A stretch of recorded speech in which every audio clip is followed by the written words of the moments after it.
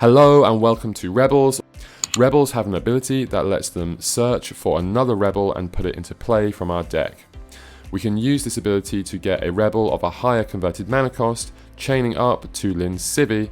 Lyn Civi is the lord for this deck and can search for any rebel. We combine this effect with cards that punish players for casting spells.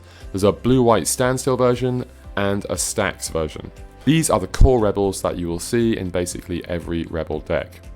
Whipcorder, while it cannot search for other rebels, it's still great because it can tap down annoying creatures, which can be key. You'll also see many of these rebels. Some of them are great in different situations. Ramosian Sky Marshal is just a nice flying beater, and Jovial Queen is like our top end of the curve big beater. Many decks do play most of these too. There are also lesser played options like the Protection Rebels and Cho Mano, who works really well with Worship.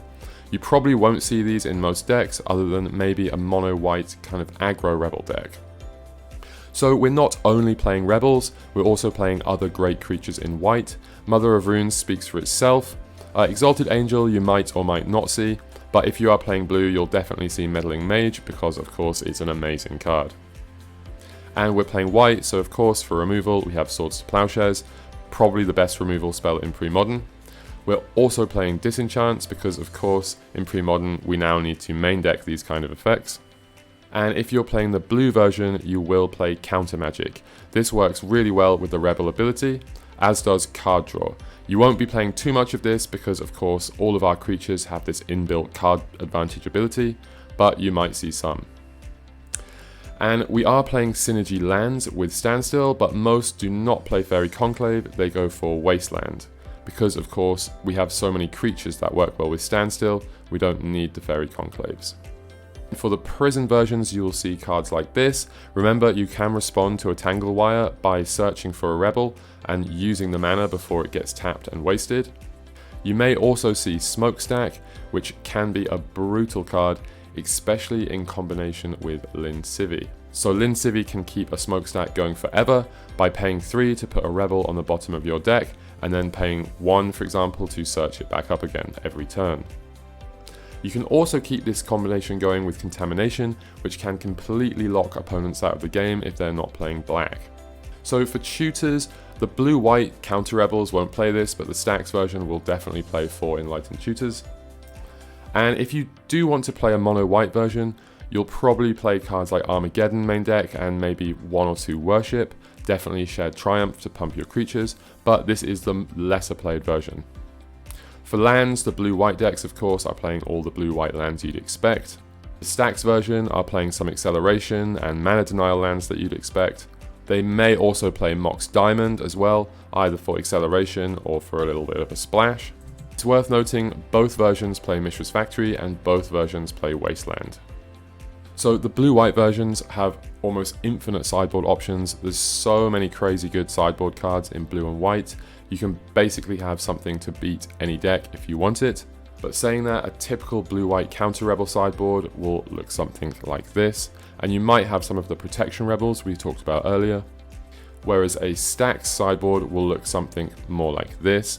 You might also have some spicy one-off artifacts or enchantments to search with Enlightened Tutor. When playing the counter rebels list, we're just trying to react to everything, so if we need to counter something we can, if not we can search up another rebel and add to our board, and of course we're trying to do everything under a standstill if possible. We're also going to use Meddling Mage to help us in that plan and take out our opponent's key combo pieces. The stax versions will attack our opponent's mana base while we try to recruit rebels out of our deck, but the main thing is to just hamper our opponent's game plan and put them in a position where they can't do their thing, and then we use the rebels and card advantage later to beat down and win the game. So against these decks, repeated removal is really good against rebels, Engineered Plague on rebel or human is of course brutal, and sweepers, especially Pernicious Deed, can all be very good against rebels. Blue-white counter rebels plays a lot like a mid-range deck. It's very slow and reactive, we're adding to our board when we can, or we're using our mana for counter spells when we need to. It's very slow and takes a while to take over the game. And of course the stax version is a prison deck that will attack our opponent's mana. The strengths of this deck: it does have inevitability and of course inbuilt card advantage in all those rebels and so many options, but the downsides, it's very fair, the creatures are very small, and it can be a very slow deck that's weak to much faster decks. So here's an example counter rebels list, but of course I do recommend you check out TC decks, and here is a stax list. This list is pioneered and created by a guy called Ben. I cannot pronounce his second name, but big shout out to him. And if you like this video, then please do comment and subscribe. Thank you for watching.